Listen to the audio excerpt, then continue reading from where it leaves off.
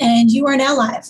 All right, thank you. This is Senate Appropriations. We're starting a bit late because we've been struggling with the emails to get to the document that Chrissy sent out at 11:30.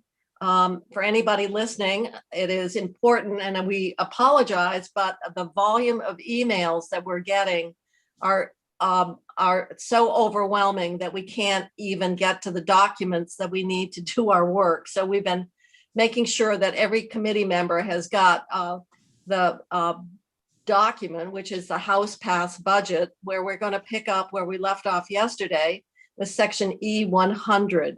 So again, we're sorry we're late, but we didn't want to start until we made sure everybody had access to the document that we're working on. And with that said, we're going to get into executive branch positions, and we will have Stephanie run through what is included here, and then we can concur or have further discussions. So in section E100 is where new positions are being established. We started this several years ago, many years ago, putting all the newly created positions in the executive branch in one place, which is in the first agency of administration section, because that's where HR lives as well. And the bill creates a total of, I can't think off the top of my head, but we'll walk through them. One paralegal position in the Department of Public Safety, one policy and research analyst in the Agency of Administration. Okay, I want to just go through these one by one. Okay. Paralegal, that was one that was requested by Commissioner Sherling. Yes. When he came in, and it has to do with the volume of requests that they're getting public. And so this is recognizing the workload associated with the FOIA legal requirements. So are people comfortable with he came in justified? Yes. I'm going to close it out. I recommend that position. Okay. All right. Agency of Administration. This is policy and research analyst 1. And an outreach and education coordinator. These are in the Office of Racial Equity. Right. These and these are additions, because not only is this office charged statutorily with quite an array of activities, but also it is felt that additional resources and expertise here can help Vermont assure that anyone of a BIPOC community would find the state welcoming, and that that if there's anything that we need to do to address concerns or anything that would be perceived as a deterrent or indicative of a bias toward any particular group, that we can begin to move toward being the state that we all want to be, hope to be, but there are ways in which we probably can improve the environment and the way in which people would want to move to the state and how they would experience living in Vermont once they're here. So it's not only what we're doing now, but how we can position Vermont to recognize and be proactive with so many of the issues and concerns that unfortunately we see in the news every day. So this is really to strengthen and recognize the important role that this office needs to play in making sure that we are doing everything we can in state government to really provide the attention we need to advance the goals of why we created this office in the first place. So people satisfied with that? That's fine. Yes. Secretary of State, that came, and you had that was included. We have to create it here, but that was with the elections legislation that we passed, was recognizing the workload that the election staff have been under. And this is a position that we did not, we don't have to use general fund for, that the Secretary of State's budget would assume the cost. The ultimate impact might be less receipts that flow to the general fund, but it's a position to support the work of the elections division. Yeah, and this one is the one I wanted to, I think you have actually created it in this other bill, the election bill you passed out. Yeah, I was wondering about that. Yeah, so that one, if we've already passed it, we would eliminate it here, and then Okay. in conference between the two bills, we'd figure out where it needs to live. All right, so if you think, I do remember we did create it, so should we delete this now? Yeah, I think you want to delete it here as long as it's actually created in the bill that passed out. I'm pretty All sure right, it is. so we're going to delete it now. If you find that our remembrance of that bill is wrong and we need to put it back, we will. But right now we're saying we support it. It's just we don't want to duplicate the creation. Yeah. All right, Criminal Justice Council. This was a position requested by, I think, Bill Sorrell when he came in as head of Yes, the I met with council. them and I would support both positions. So there's one here that's a classified position, and then the next position at the down is the exempt position, the staff attorney. Remember, you sent me off to meet with them. Okay, so you support the creation of the regulatory investigator and then the creation of a permanent exempt position, which is in Staff attorney. 2A. Yep, Yes. staff attorney. Okay. And that we were trying to, that would be, for example, if there are complaints about professional behavior with law enforcement, they would Or investigate. trying to understand what we've done too. The Okay. staff attorney. All right. And then we have 3 limited service positions in 22. Or Actually, it's only 2 3-year. positions. It's 3-year limited service positions. So Oh, they're, sorry, 3-year limited service. All right. but there's 2 of them, one in DEC, well, they're both in DEC. And I think did we pull these out and put them into H315? I think we Brownfields. did because this was to support the brownfields. Yeah. So And so that's, we need to delete here because the positions went with the money. And so that was in the amendment that we had agreed upon in 315. yeah. So just like with the other, we will double check, but at least what we know right now, we'll delete these because we done them. took care, we married the positions and the money in 315. Okay. And now the next section are not newly created positions, but converted positions. Okay. So conversion of limited service to classified. Yeah. The first is an administrative services. So there's no money here. It's just a conversion because the From work is limited service ongoing. status to the classified permanent status. Okay. And then, yeah. And then number 5. And these are 5-year limited. So these are new positions. Okay. And they are 5-year limited service positions. One in environmental conservation and one in Department of Health. Is there, and those are different than the ones up above that we just deleted. Yes. Okay. So I think the environmental conservation one, I'll find out. I don't know if that's associated with the environmental contingency fund and PCB testing. Would they need 5 years for that? I don't know. Well, there's other, there might be other environmental contingency fund related activity, but I'll, that one I'm not sure of. Okay, and whether it's all associated with the contingency fund. Yeah. One senior environmental health risk assessment. What's that one? In light of the pandemic, I guess one can't argue with that. I can't remember the details, but we went over it when I sat down and talked with them. And it was something they really needed. It's the reason that's the two together, the health department and DEC, that makes me think it might be PCB related. That's why. I Just think like it we did with the is. lead. I think it is. Health and DEC had to work together. Yep. Okay. All right, well, the PCB problem doesn't seem to be going away, does it? At least on the news, it sounded, Phil, that in Burlington at the high school, in fact, the situation is Worse. worse than they Yeah. thought. I've always wondered why they didn't treat it as an opportunity to tear the high school down and start over, but that's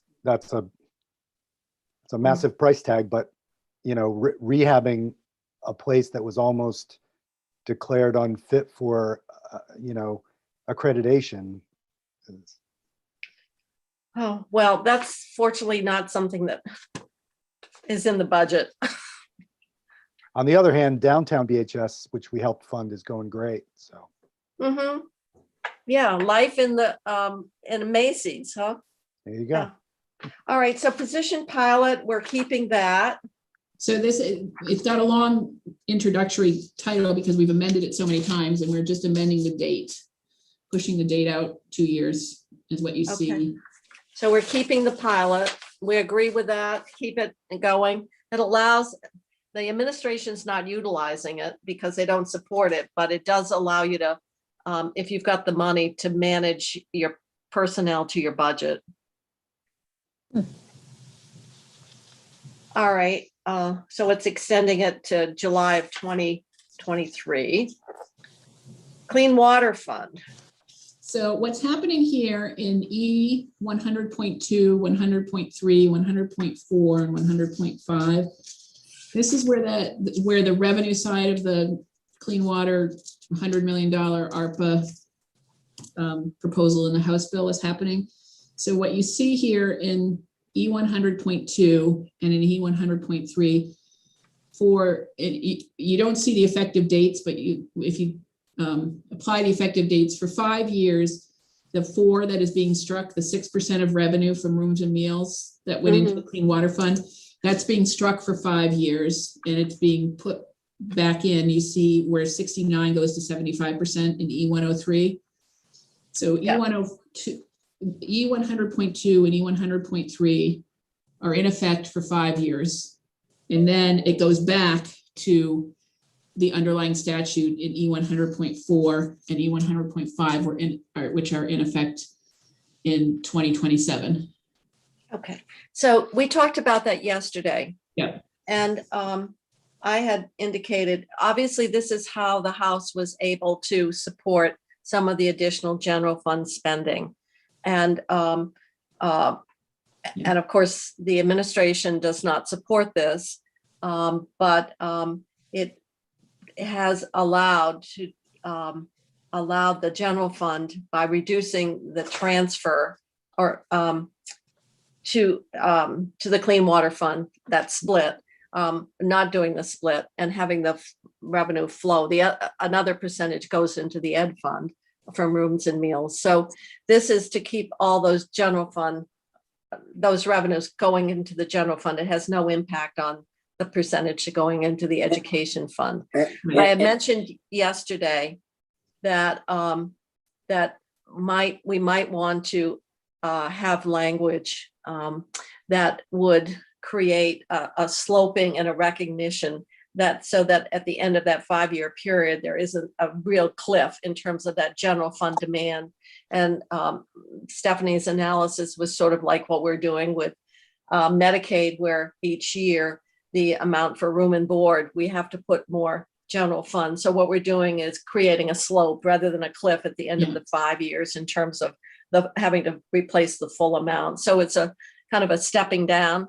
And I feel that for anyone who's going to be here in 5 years, that it is prudent to recognize that this is only a time limited way of addressing the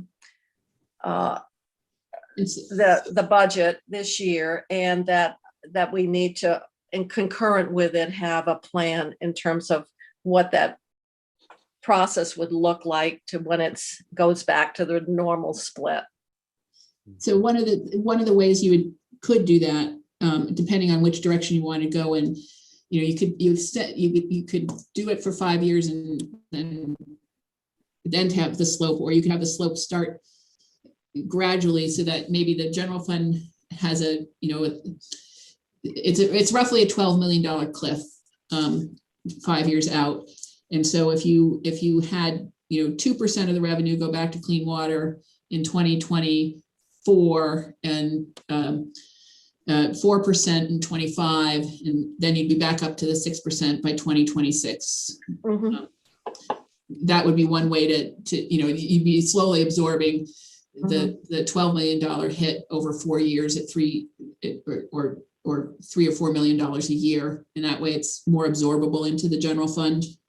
That's what I'm thinking. So I can work with Mike O'Grady on how we do that through effective dates and amendments here, if So that's. committee, I just want to get your feedback in terms of concurrent with this is thinking about how we transition back to the normal split of general fund between clean water and the rest of the general fund.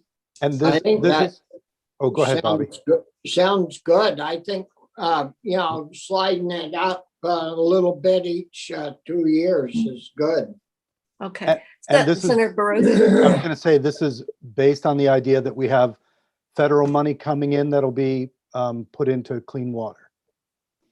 Right now, Upfront That's- federal money, yeah. That's what I mean. So, Yeah. so no one can accuse us of, No, actually, what this does, if we're really, it really puts out there right now, $100 million and makes it available for clean water. Mhm. So it really is a big slug of money that is being allocated. The advantage of doing it this way is that for this 5-year period, by using the ARPA money in this way, it frees up general fund that we will slope down. So at the end of the 5 years, we are back. So we're not getting hit with the. I wanted to make sure that we were leading with that ARPA money, and then everything flows from there. Yeah. Yes, Rich. So, my only concern is that as we get to October, if the president is successful in his proposal to put money into infrastructure, a huge portion of that money will be going for wastewater. And how do we put ourselves in a position that, this ARPA money is not all going to be spent immediately. It's going to become available in July, and if in October we know that that infrastructure bill is passed, I'd want that infrastructure bill used first. The problem is for this, you have to free up the general fund in order to build your budget. I understand that, but this money will not be all spent by October when we have an idea of what that federal money is. So is there a way that well, we've talked about that to anticipate the infrastructure money. So because what we're dealing with is the most flexible portion of the ARPA bill. And so I think you're going back to the conversations we've had, and that is it a way to construct language so that if subsequent federal money is allocated specifically, so it comes in a much more narrow and constrained use, that we would use that dollar first so that we keep the most flexible of the ARPA money out to address other needs. And I don't know for the purpose of this particular swap, whether we can apply that concept or not. I think it's worth checking. Because the other piece, as Natural Resources has had testimony in from the congressional delegation, what they're talking is that, and particularly in Senator Leahy's office, they have said that if we had projects ready to go, they're going to also have earmarks that will be ready to go. But the infrastructure bill, so this ARPA money, any of it that's spent getting ready and moving on these projects, I'm all for. But so I think we need to appropriate this ARPA money, but is there a way that we can create a backdoor that joint fiscal would have the ability to, or the administration could bring? Actually, what we would want is, if it can be done, we should have the language that specifically authorizes that if there's a subsequent federal legislation that specifically funds the activities from the Clean Water Fund, that those dollars would be used in lieu of this category of ARPA. And I think, okay, I think we don't know the answer to that. That's something we'll have to talk to folks about. And that is because we're building this budget in advance of what seems in some high likelihood will be additional federal funding. Yes, so is that something, Stephanie? I don't know whether, I know Steve was very integral in coming up with this concept. So I don't know whether he has thoughts about whether we can have that kind of language included or not. I think we can. It'll be the devil will be always in the details of how they match up when the federal bill is finally clear. I think we're having it. I think with broadband as well, the same sort of thought process. To the degree we put any ARPA into housing, the same process. And then there's what's the fourth category? There's a fourth. The weatherization. The climate change. Yeah. So in all those categories, I think the same concept and thinking of, to the extent that you have a clear federal dollar in the infrastructure bill at some time in the future, when we get back in budget adjustment, the intent would be to have any unspent money that's assigned from ARPA to be swapped out into the federal bill where infrastructure bill where it's appropriate.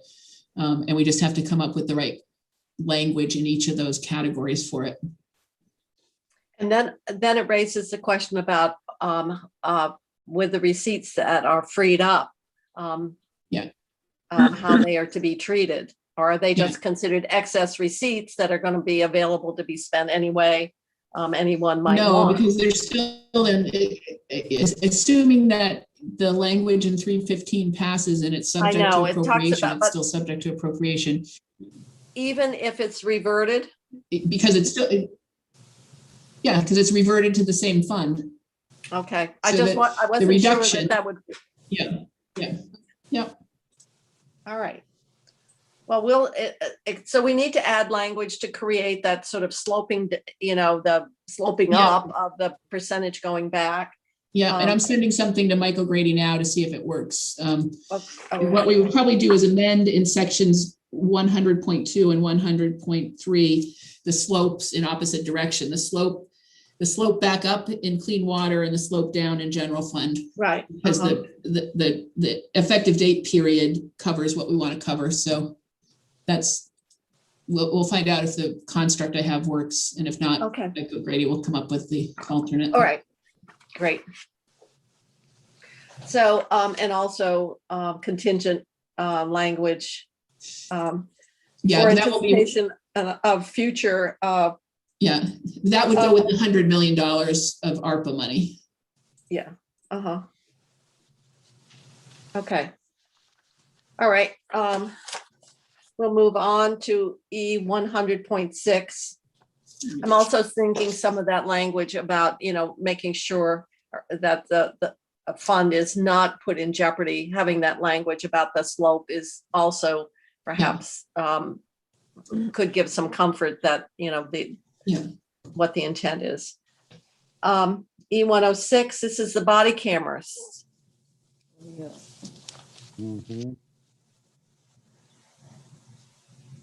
I thought we had language, and this is So we didn't, so, We said that they had to have training.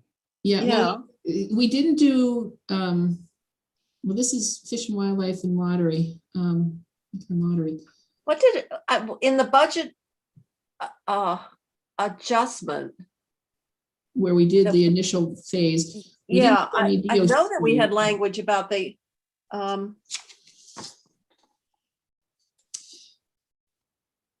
The only there shall things be no requirement to purchase or maintain without full funding being provided, et cetera. What is, geez, that So was, these are the two areas where they did not provide the funding that the governor had requested, and they put this language in. Although in the budget adjustment, I'll go open that, we did the very first phase of the fish and Fish game and wardens, wildlife. didn't we? Yeah, I thought we decided we didn't want to do the liquor control yet. But that we wanted the Fish and Wildlife to start using the body cameras once they're. But they properly didn't, trained. but in the budget adjustment, we didn't provide full funding for all. It was No, only partial. You only had the first phase of the Fish and Wildlife, which is a smaller number. And let me just open that. Let me open the budget adjustment. Get back to budget adjustment. What do I know? Well, what do you know, Senator Sears? Not much. Is it raining down there? Heavily. Well, right now it's kind of just drizzly, but it was raining heavily a few minutes ago. Oh, we haven't gotten any yet. It supposedly was raining in Burlington. it is raining. Raining here. Oh, We're supposed to get 4 inches of snow tonight, so. yeah, I heard, I think that's further south and. Yeah, and I'm scheduled to get my snow tires taken off tomorrow morning. Good timing. Yeah, good timing, Senator Sears is right. Well, I'll be able to get there. I'm doing an outdoor wedding. Yeah, be able to get there. She's coming home. It's going to be interesting. An outdoor wedding tomorrow? At Killington, Oh my God. might get 10 inches. Is it outdoors, you said? Yes, Who gets married outdoors and? well, getting married Friday? On Friday? in a woodpile. In April. On Friday in April? Well, I mean, Are with you the a pandemic, JP? maybe No. that was a requirement for the pandemic, right? Shall we Could be. wait on this and keep going and then come back to Yeah, it? I'd like, I mean, I would like, You I did thought- fund. I thought we were kind of emphatic on the Senate side that we wanted Fish and Wildlife to have body cameras. And we had And- language that they had to have training and they had to have Yeah. procedures. And the Yeah. way they've set that one sentence up, there shall be no requirement for these departments to purchase or maintain without full funding.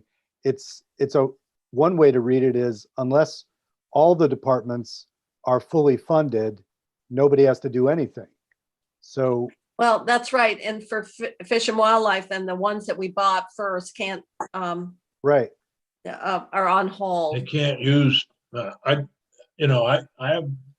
I got mixed emotions about liquor control, and now that we've got 2 new deputies just appointed, we'll see, but they could hold off till next year, but I think the Fish and Wildlife, there's no reason not to. It's kind of been a policy to try to advance it, and Yeah. you call it the Tim Ash Memorial Body Camera Bill. I think we should just swap in our language and duke it out later. Yep, I agree. Well, let's find out what we did. What you did in the budget adjustment for language is said Department of Fish and Wildlife, Liquor Control, and Motor Vehicles shall only deploy the use of body cameras after appropriate training of staff and adoption of policies on use and retention of records.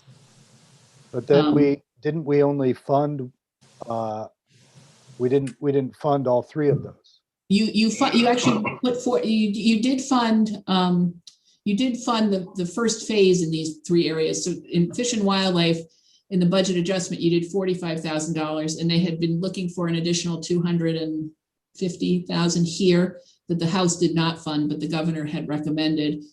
And I don't know the number for liquor control. I think we funded everything that motor vehicles needed in the budget adjustment. I agree. I think Yeah. we did. And so I'll find out what the liquor control, actually, it's probably in the budget, in the You really, the liquor control is much different Yeah, than the other two. Motor vehicles and Fish and Wildlife are frequently stopping people in those issues. what they say about game wardens is everybody, their constituency usually all carry guns. Yeah.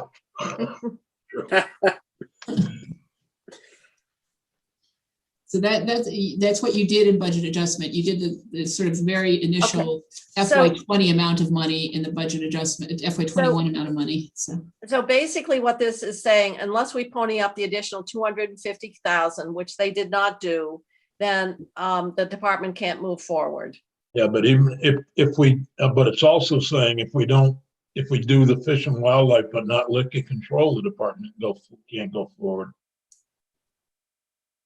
Yeah, The way they've worded it. Well, it's strange. There should be no requirement for these departments to purchase or maintain without Right. full funding. So that's no requirement. yeah. It's weirdly permissive. It really is Tricky strange. language. I think we should hold that for now. Yeah, I think the house got tricky there. I think Exactly. that there's, ye of great suspicion. Yeah. Okay, we're gonna hold that, Stephanie. Okay, I have a star on that one. Okay.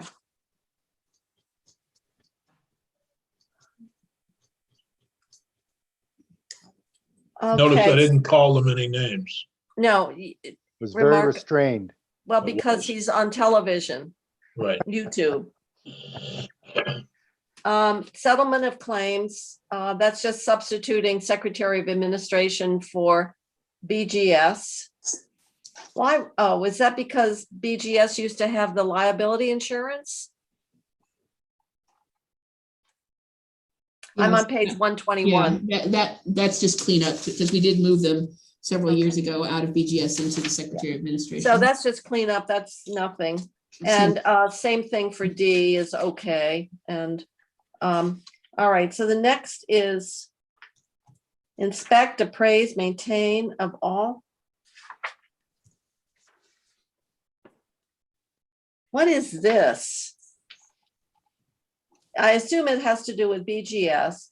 Inspect, maintain, appraise, appraisal schedule, maintain a current appraisal of all state-owned building appendages, appurtenances thereto based upon replacement value and upon depreciated value. What is this? Why is this in the budget as opposed to the capital bill? Well, we make the pilot payments based on, so I'll find out if this is either related to actual insurance or related to pilot payments. Okay, that's, I guess, what I'm wondering. Yeah.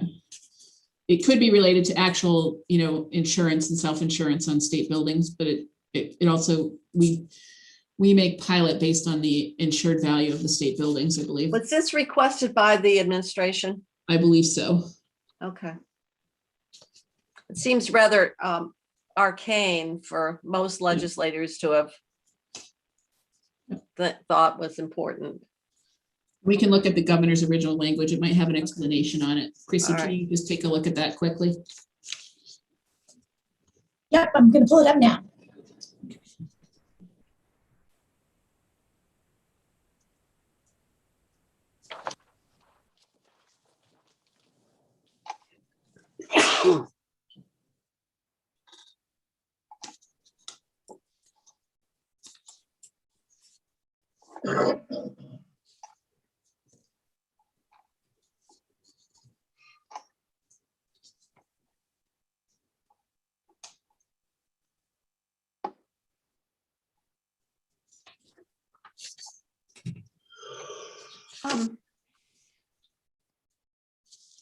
Does it look What like C is doing, or we'll double check. Is C also something that was added? I'm trying to, this is an amendment to the underlying language on ADS. I see that, but biennially. And it says the department, so one says they'll do it every 2 years and the other says they shall prepare a strategic plan concurrent with the budget as required. What, I'm having a hard time understanding Yeah, what this does. I don't think this one came from the governor. Chrissy, have you got your annotated open? I'm looking right now at the governor's, and it goes from E100 to E105. So is E105, is the governor recommend the language that we see right now in the House bill in E105? Just pulling it up, just let me cross-reference. If Adam's listening, he could just put yes, send you a text. Hang on, I'm going to pull up so apologies. He's doing the second half of that class this afternoon. Yeah, I'm going to put the annotated version from the House because the numbers all got kind of switched around. So just bear with me. These numbers shouldn't have gotten switched around much because we're in the E part of the bill. Do you want me to pull up? Just pull up your annotated bill. Yeah, I'm doing it right now.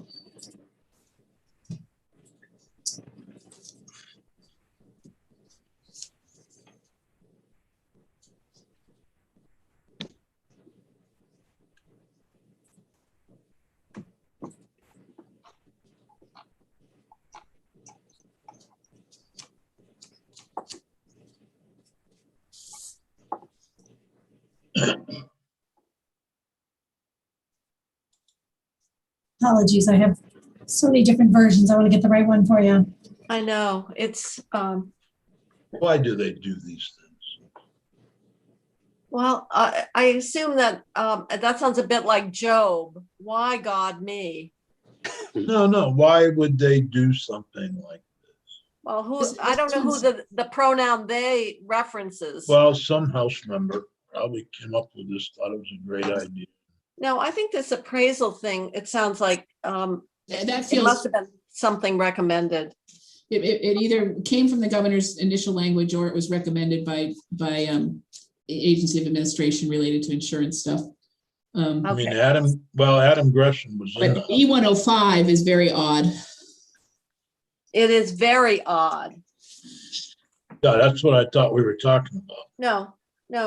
Stephanie was looking to see the origins of the language about the appraisals and the replacement Oh, value. okay, I was on E1. She mentioned E105. I was reading. I mentioned thought that was E105 and I was like, this doesn't make any sense. It says you'll do it every 2 years. And the next one says, well, you'll submit a plan, a strategic Really? plan concurrent with the budget every year.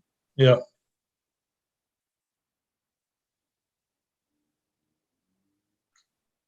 I don't, usually strategic plans are Not more annual. than 12 months. They're more than annual, right? Usually a year is about a short-term plan. And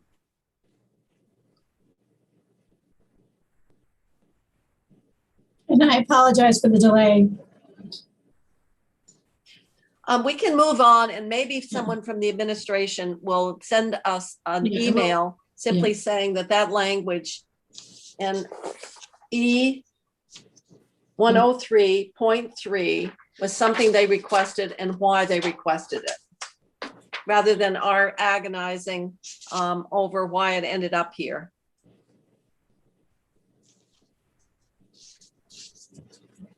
And I don't even know what E105 reporting, I mean, the next one about strategic plans. I move we remove E105.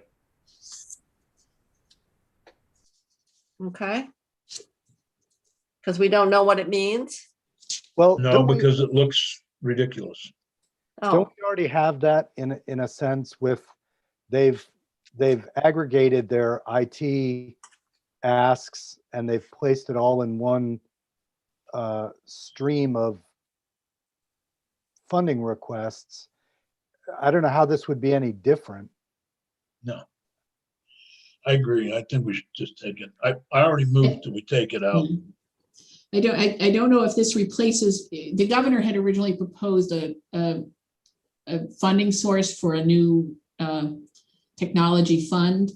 oh, he wanted to take Yeah. the 51 million in one time and create a fund and hope with, that, carving out more of. I don't think we can't need to remember do what, that but either. we didn't have the sources identified. And so I don't know if this was their replacement to that or something. We'll find out. So we'll move on from E105. okay. No, I just take it out. I don't think we should have to deal with it. Is that the committee's? Yeah, I don't know what it, Okay. I think the sentiment is right now, it's very hard to reconcile. You're supposed to do it every 2 years, but by the way, do it every year when you do the budget. Yeah. So I have the annotated from the House, if you want me to pull it up, which has comments and some things about where it came from. Do you want me to What just does the comment say under 105? Okay, there. 105. Do 105.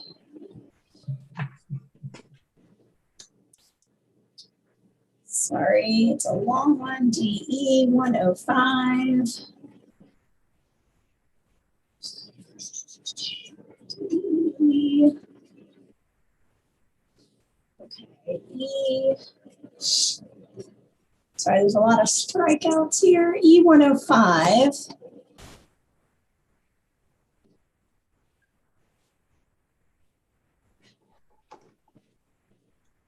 I'm just comparing it to ours here. So it's not in red. Yeah, E105.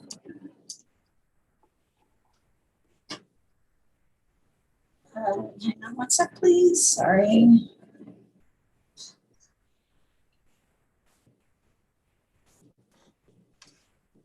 Their E105 is the Agency of Digital Services Strategic Plan. Yeah. And it says explanation modifies the report deadline to be concurrent with the governor's annual budget request. Instead of having the report due, the budget is delivered to the legislature. This update gives subsection C the same deadline as that of A1. I don't think that helps answer my question. It doesn't. This is not in red. This actually came from the governor as a recommendation. That's correct. It came from the governor. That is so weird. All right, I'm going to set it aside. I'm sure that there must be at least one person from finance and management listening. And if they are the source of this information, then they can give us the answer that we seek with why this is here. And I'm going to move on to. Before we do that, Chrissy, above 105 for E103.3, is there a comment? 103, let's see, about 105. E103.3. 103, we have a E103 that came, let's see if there's above that. Below it, E103.3. Should be just above E105. There is not 3.3. I don't have anything here, so I'm wondering if it was put in as an amendment. It must have been a floor amendment then. Yeah. The insurance stuff must have been a floor amendment, it sounds like. All right, well, we can't answer it right now. I would, my request is for anyone who is observing from the administration, you know our question and would appreciate getting clarification. Now we can move on to E11. 111 is the tax. 111, I mean. Yep, and this just allows a $15,000 carve out from the current use special fund for CapTap software that's used mostly for the bills, the property tax bills out in the towns. Is this in every year? Or is there something? No, I think we started some replacement last year, so I think this is year 2 of it. Okay, all right. Well, it shouldn't be in every year. I don't think it should be once we're through. Okay. And well, now, I think that's important to do. All right. This is the energy loan program. and Adam sent yesterday an email to Rich Westman and I.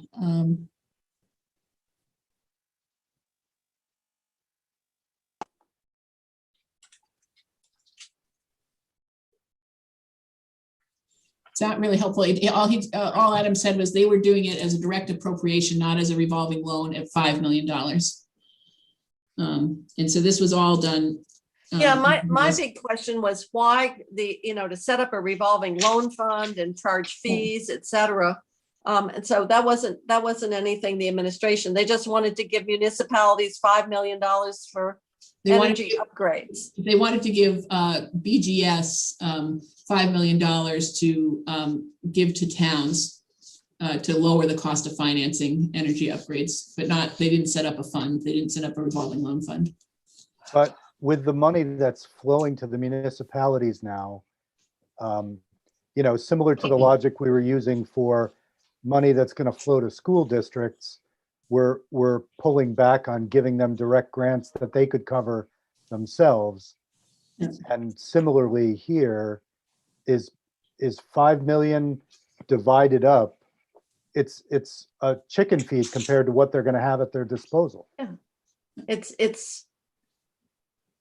was obviously put together before the ARPA Yeah. money was Yeah. available to towns. So, 5 million against 176 million. It seems like, as you're saying, it's. Why don't we pull this and So I think the one thing you left yesterday, and was whether or not your Senate Natural Resources Committee was going to weigh in on this. And I don't know, Rich, did you weigh in? We didn't weigh in on this. We weren't able to take this up. Well, the other question we were going to ask the league was whether, in fact, and I'm sure they would prefer There was 5 any million uptake just to demand. go out. yeah, I mean, I think if I will get that. we ask any of the advocates or the municipalities or the league, they would like it, but so would school districts or anybody else that we might grant to that would duplicate their ARPA money. Well, I also think that the response would be, well, we would like to just have the 5 million available and not get into a loan, just we want to have that resource. And so with all the ARPA money, I can't imagine why you would even want to get into a loan, and because you've got the money to do what you wanted to do. Right. And 5 million, when you're talking about municipal buildings all around the state, is, as you point out, is pretty inconsequential. So, Yeah.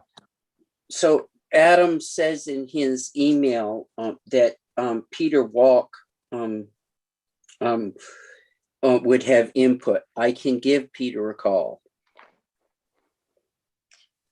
Well, I'm sure Peter Walk would do it. Obviously, from an environmental perspective and from a carbon reduction, obviously anything to improve the efficiencies of municipal buildings is an important piece. This is giving it to BGS. And so the question really becomes one of, does it make sense? Do the towns even want a revolving loan, which is obviously what the House decided they needed. The administration is saying, well, when they did the budget, which was way before ARPA, let's put 5 million to BGS to work with municipalities around energy efficiency for businesses. And I'm sure if I were the league, I'd say, yeah, give me the 5 million, but forget about a loan. Yeah. And this Well, would, we should take that right out of the bill, I think. Let the I House agree. fight to put it back in. But we Okay. should eliminate it. Okay. yeah, I mean, Other- before the ARPA money, I think it probably made all kinds of Made sense. sense. Yeah. Yeah. Okay. So right now we're saying E112. 112.1. I mean, One, we'll delete it. I have E112, right? E112.1. Okay. So that whole section would just go. Yeah. Right. Yeah, there's quite a few different sections there that, Well, I'm looking at it. It seems like it looks like it goes from 123 to 127. So if we do that, we'll just remove it because with the ARPA money and 100 million tentatively suggested as the amount to do for climate change, it's hard to imagine when, as I said before, transportation's over 40% of carbon emissions. The second are heating buildings, that we would not have more ARPA money in addition to what the towns are getting directly to support thermal efficiencies. So I guess at this point, we're saying right now, in light of the ARPA money and the capacity that towns have, that this made sense earlier on, but in light of the flow of additional revenues to get into this loan and complicated process, it doesn't make sense and we're removing it. So here's what Adam, that last line in Adam's email was. The governor's budget was submitted in January, well before we knew of the ARPA money for towns and counties and the ARPA money for the state. In light of the additional money available to towns, they may or may not need extra help with financing. Each town is different. Well, that's really, And I would question even where I'd call that trying to dodge the question then. Yeah.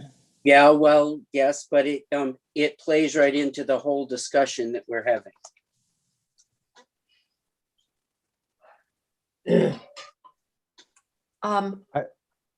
I would still follow Bobby's suggestion and get rid of it. Yeah, okay.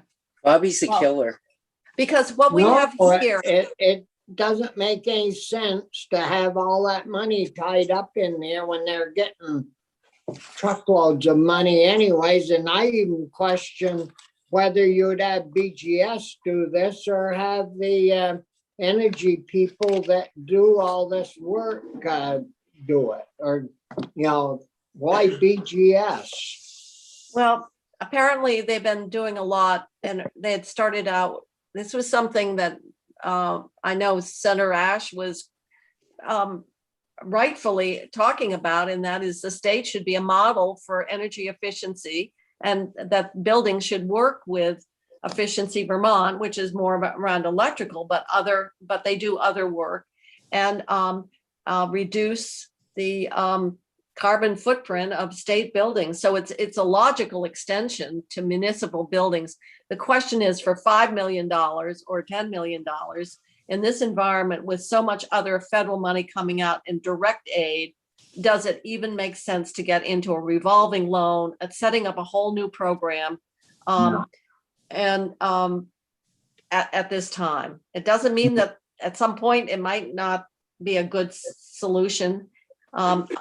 My only question is, anybody out there is going to say, well, if you remove this, then obviously in our world of false dichotomies here, that you don't care about the environment, Senator Brewer. Well, then why don't we Exactly. put a one sentence, a one paragraph statement in there that we expect the communities to use their ARCA funds that they're receiving for this purpose and move on. Well, we can't instruct them because they'd make the decision. Oh, we strongly recommend. Yeah. Well, I think at this point, what we're saying in this environment with the additional millions of dollars that have come down, direct aid to put in a loan program in this environment, who would go for a loan when they can simply Pay for it. pay for it? Okay. Yeah. All right. So we're going to remove that section. The two that go together. Yes. Yes. Which then gets us to page 127. In the lead council position. Yeah. And that position was reviewed by legislative management and it was approved.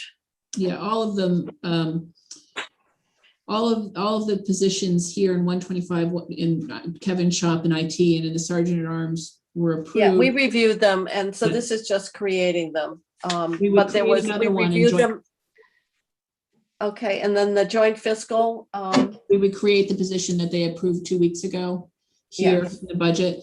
mhm. And the one thing, the positions that were already existing were funded with carry forward.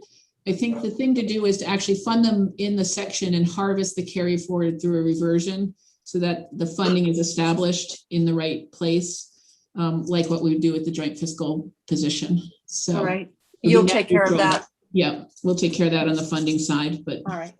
Okay.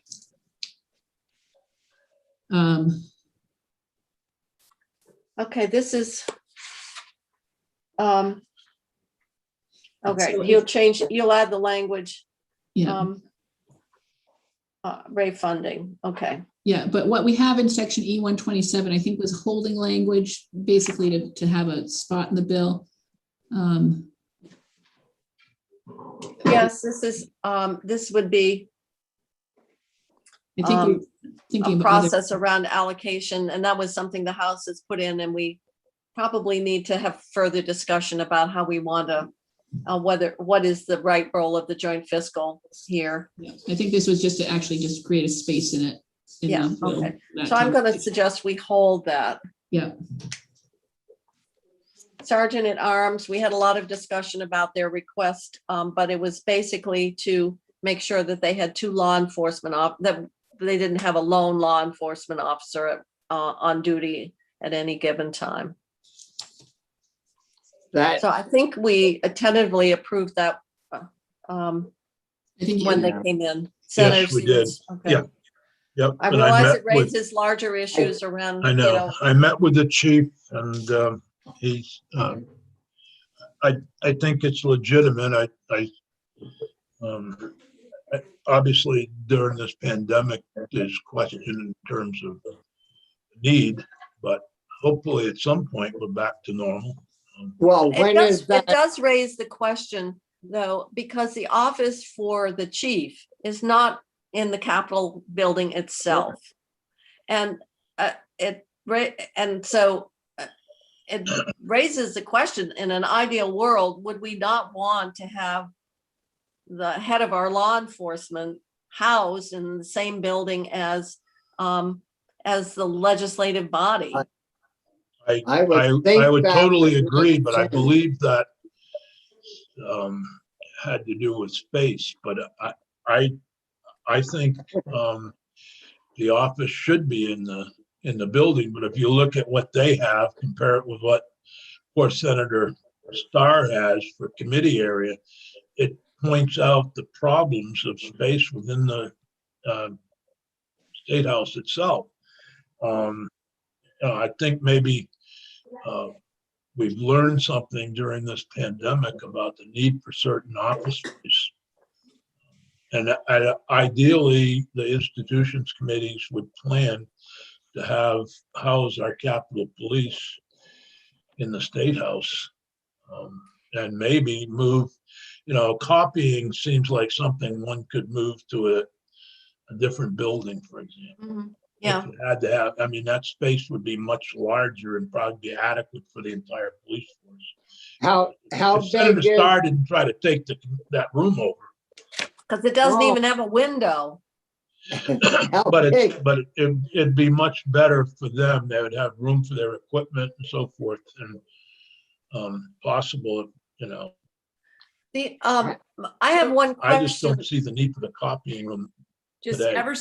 ever so briefly, there will be a report coming from Freeman French and Freeman very shortly that will start to really address how are we going to use the space that we have, what additional space are we going to require to open up post-pandemic. So we should have that within a week or two. Oh, good. Yeah, Although it does Like, raise you- the question, if the argument is to have two law enforcement officers on duty, is some of that need generated by the fact that the chief is, I don't know how we define on duty as opposed to whatever, Yeah. I guess Well, I think technically. his definition is the chief is not included. Not a- well, why shouldn't he be? He's not a Well, what? I think that's a longer term discussion. It comes under legislative management discussion.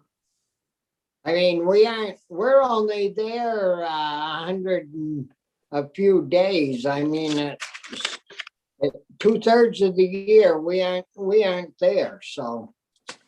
We're not the only reason they are there. There's the public who's there.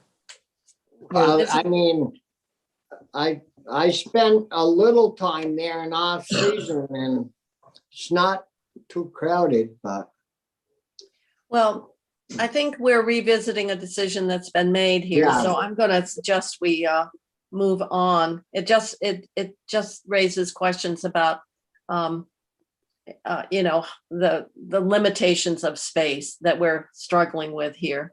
The single audit revolving fund, this just seems to be a technical change. Referencing to the various parts of it. I think it's adding the TIF piece here. But it came from the auditor to as a technical correction to what the single audit revolving fund covers. Okay. So you think it adds a TIF? I think it does. Okay. Yeah. All right. And then also below in E3, in E130.1 is an amendment to the TIF piece where the state auditor conducts performance audit. It strikes that in accordance with the schedule arrived at in consultation with the Vermont Economic Progress Council. Okay. I imagine those weren't the most fruitful consultations. No, probably not. But we will concur with the House on that language because the Yeah. auditor, How often might these be done? I mean, what's the, there, I think, isn't that prescribed? Or not? be good to know. It must be in the TIF. In the legislation. TIF legislation, I think that there's some, Yeah. I think that there is reference to frequency. And we'll shoot a note to Graham. Okay.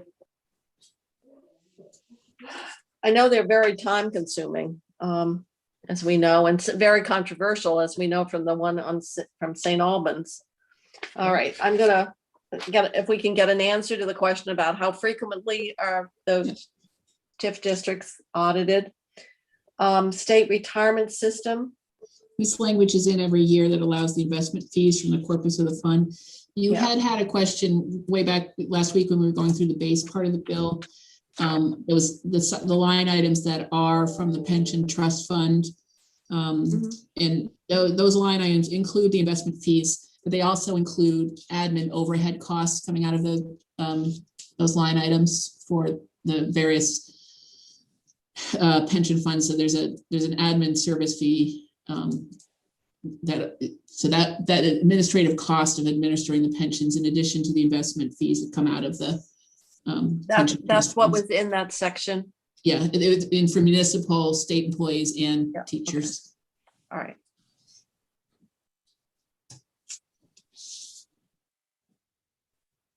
So the administration of the pension system. So when you go in, apply, the determination, all of that, that's part of those administrative costs, Stephanie? That's my understanding from Okay. back and forth, that the cost of the individuals, that's why there's both an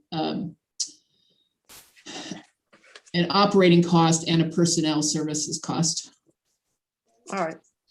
That's the answer to the question. Yeah. What it's for. The grand list. This is That's on your dams. And this is my dams. Yeah. Hopefully this is the last one. Apparently it might not be. It just is a constantly ongoing. I always think we're not going to see this language some year. Although it's certainly getting the dams reappraised has added millions of dollars of value to the statewide grand list because they Right. hadn't been appraised until this was done. From back so long ago was when they were considering the state purchasing these dams. And so it's added for the towns that have this property significant. Obviously, the town of Rockingham, that Yeah. dam is totally in this in Vermont. Others are shared with New Hampshire, but it even is things like flowage rights. So when the dams are backing up and taking land, so so the litigation has been very much in favor of the updated appraisals, but it has not been easy. So this has been, And it gets funded by the per parcel Yeah. line item of the budget. yeah, well, it's because it's of value to to the grand list and keeping it updated. So, all right, maybe next year that would finally go away. For a little while, maybe. Yeah. Yeah, then we can reappraise again, because it's been a long time. You never expect it to go away entirely, but you expect a Well, lull at some point. It has been so long that I proposed doing this reappraisal Yeah. back when Susan Bartlett chaired this committee. That's how long this whole process has been. And that's been since 2010. It was Yeah. before that, Yeah. 2008. My God, I've aged I'd say considerably. 8. All right, pilot, another exciting area. So these Yeah, well, these three are in 42, 142, 143, 144. This just allows the payments to be out of the special fund, the local option special funded fund. And these correctional facilities from Montpelier correctional facilities And then the main pilot. and the main pilot. and that means that the towns that have state property in them will be subservient to Montpelier getting its full share, and the towns with correctional facilities getting their full share before, and those other towns will get a pro rata share of what's left. And I believe that it's about 89%, if I'm correct, by the stuff that Steve sent me on the pilot. Is that because the revenues are down? No, no, it's because, you don't get enough revenue. The 30% doesn't bring in everything that would be needed to make full payment. And so we're giving. I thought this was. Yeah. I think This isn't, Can you explain how this pilot works, Stephanie? it is a prorated payment. So we appropriate a certain amount to make pilot payments to towns. And that's based on that appraised value of the state buildings at the local rate. And so we do not do 100%. Current use, we do 100%. Pilot, we don't have enough funding to do 100%. I thought we were closer to 91 or 92% now. And just, we do, the amount that is set in Montpelier and corrections is a set amount. It has, neither one of those amounts have been updated in the 23 years I've been here. But they are on top of, because they get the regular pilot payment too. They get what? Yes. Yeah. So whatever the amounts are for Montpelier and corrections are on top of the regular pilot payment. Right, Yeah. that they get. So and particularly during the pandemic year when we weren't using much of Montpelier's services by not being there. you're gonna cut them? I would. No, you don't do that. It was no fault of theirs. They still Well- got the police and the fire and all their costs. The question is, why should they'll get grants to recover their lost revenues. Well, I don't. I not think this that is the that's- policy discussion that it's going to far exceed the time we have to get this budget put together. Yeah, I think. Senator we Sears better- has made I his concern known. I will and he's on continue to record. make my concern about the payments to Montpelier, taking away from other communities in the state and getting the full share of pilot funding. I would And just, so actually, poor Bennington and Burlington are once again funding Montpelier. I would. Or any of the towns that have correctional facilities. Well, I mean, we as South Burlington. as the legislature having correctional facilities is the same. Well, Newport does in my Well, district. Oh, I have no yeah. problem with the correctional facilities getting a little extra. The problem is that, I think- I'm think sure what- Arlington or some other town would be happy to take the State House and not charge 184,000. I think we ought to accept this, and if there's any ARCA money that we could put in to cover the shortfall that we aren't already covering, move some federal money in to help the other communities get up to All right, 100%. I'm going to put I an hear end the, to this I hear the chair creative of the committee thinking. wants to move on, We do. despite my objections to the Yeah. payments in lieu of taxes. to the I am city trying of to be Montpelier. tactful to Senator Sears, but we do need to, he's on record and he is consistent. So I'm going to Justin, move. I just want to say I agree with Senator Sears. That when Thank they you, created Senator Weston. pilot, they should have folded those two payments in. We'll Well, fix you whoever up there. they, and so there are a whole lot of should haves, could haves and would haves here. So let's Senator move Westman on. and I are putting in a drafting request as Let's move on to E200, Attorney General. This is the language that for the Medicaid fraud Yep. that's been in there Yeah. for, That's fine. Yeah. okay. Have they always gotten 1/2 the share? What did they Yes, get? it's been this way for like the Yeah. last 5 years, Alice. And Okay, it's not half the share of any settlement, it's half the share of any settlement that exceeds the state share of restitution to Medicaid. So Medicaid is made whole first, and then if there's additional recovery or settlement money, then the Medicaid fraud and abuse gets half of that. okay. And then the rest would go to the special fund. And don't forget Medicaid, it has to be that way because a lot of the payments that are recovered are made with partially federal money. So that has to be, the loss has to be made whole. So Yeah. that it's what they get the first bite at the apple. Yeah. The Okay, program so has to let's. be- And then public B, sa- we just note how much money in the Attorney General's main special fund that we are appropriating, just to be clear out of that, because we have a direct app that also comes out of that fund, and we like to be able to track against what's happening. But we have to know what we've already committed to in terms of the budget, so we note it here.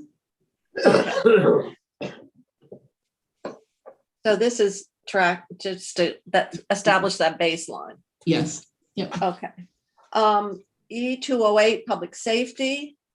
And this has knows? been in for years, and Senator Is Starr. is Senator missing. Starr still in favor of it? I mean, he I left. think he would be, and it has to do with the fact that because of the rural nature and the fact that Yeah, there's right. absolutely no state police presence, that this is something that's been in for many years, and I would Yeah, suggest we all close three it of out. these are, yeah. S20, E209 has been in for years. Yes,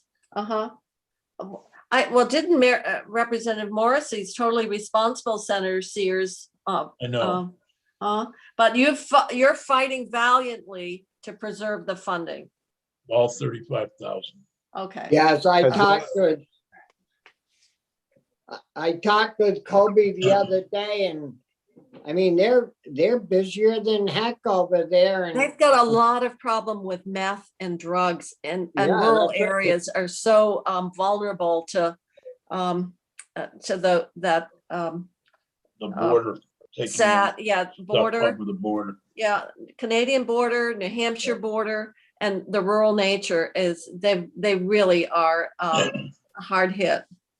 yeah, So he then, said they've had a lot of problems. that Good. the drug task force, I'm assuming that that's okay? Yeah, I mean, it's continuing to do the work. We haven't increased that in years. Well, I guess I don't right now we agree. won't. No, I'm not suggesting you do it. Okay. Public safety. This is dry hydrants. I would suggest we agree and move on because Yeah. that's very important to a lot of our rural communities. Then this is E215, The National is Guard Scholarship. National Guard Scholarship. I don't think we want to alter that. We've had that. We're reverting on the Yeah. one, and Yeah. then we're dispersing a set amount on the other. Yeah, because the reversion is because of a one-time reduction in cost because of the lower enrollment and enlistment. Yeah. I was So just, we, so you, it's just the mechanism, the way it works. You need to revert it and then appropriate again. Well, you actually, we've reverted some in 21, and we're also reverting some in 22.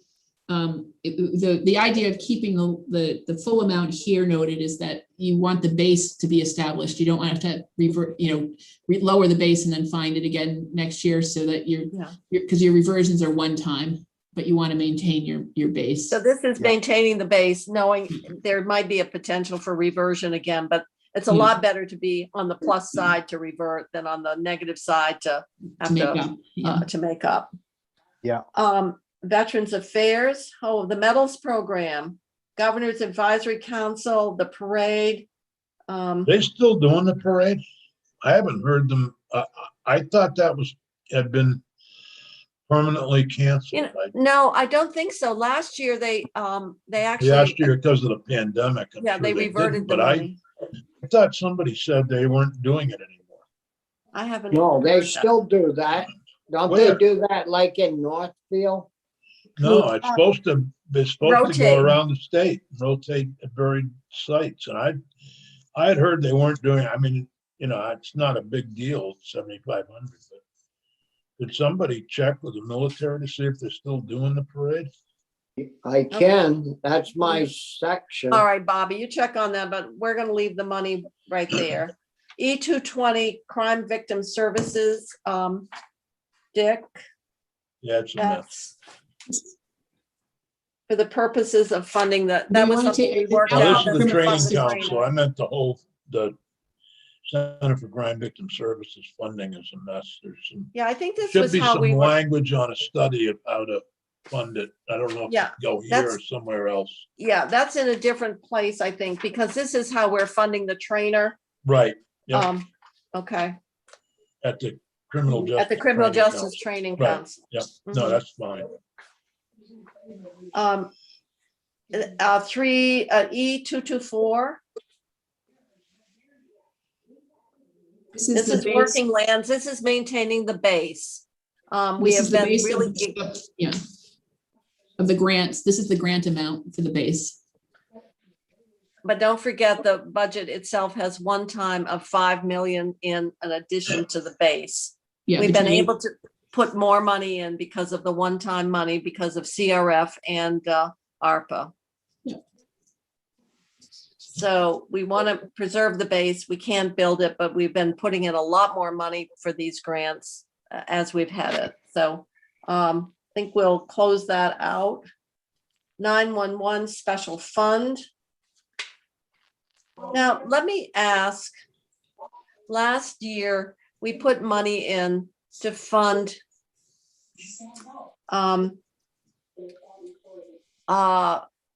public access television, and I think 911 was part of that. I'm just wondering if we need to look at what we did relative to that study that was done, because I think maybe there's a nexus there, and I got an email regarding that study to remind me of that. And so I think we need to address how 911 is funded, but I'm wondering if we should make some reference to that other study or something. To the PEG study, or Yeah, the PEG, it was, yeah. okay.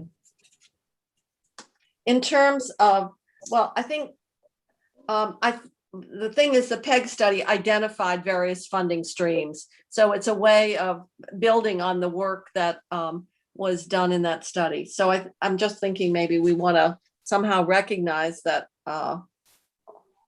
there has been some look Okay, at funding streams. so we'll incorporate, as part of this study, incorporate or Yeah, review and incorporate the Yeah. the Yeah. findings of the PEG study. yeah. Uh-huh. Okay.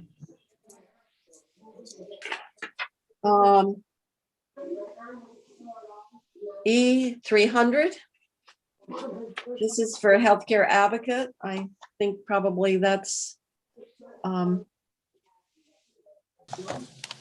section B300.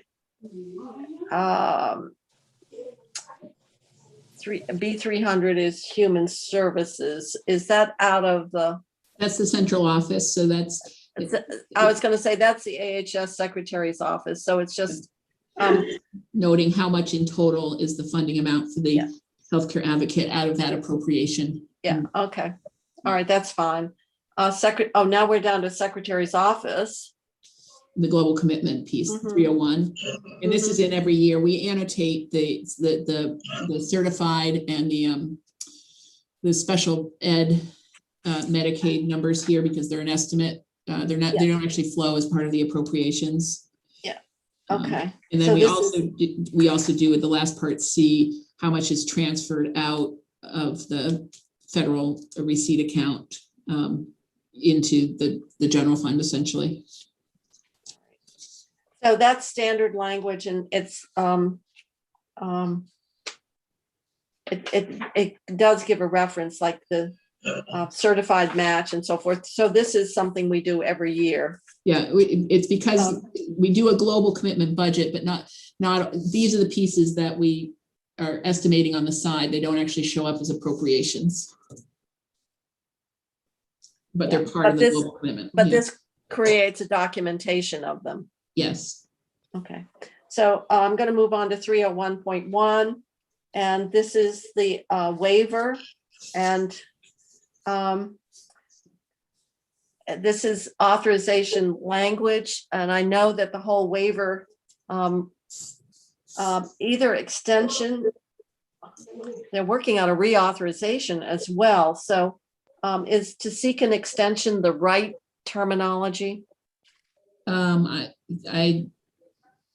think we might want to be broader than that. I'm So- just wondering if you could look at that, because I think Yeah. if we're trying to do a renegotiation rather than, originally it seemed like a straight extension might make Yeah. sense, but I think we're trying to do a renegotiation of the terms. And so Yeah. I'm thinking that we perhaps need to Amend this section. modify. Yeah. So Yep.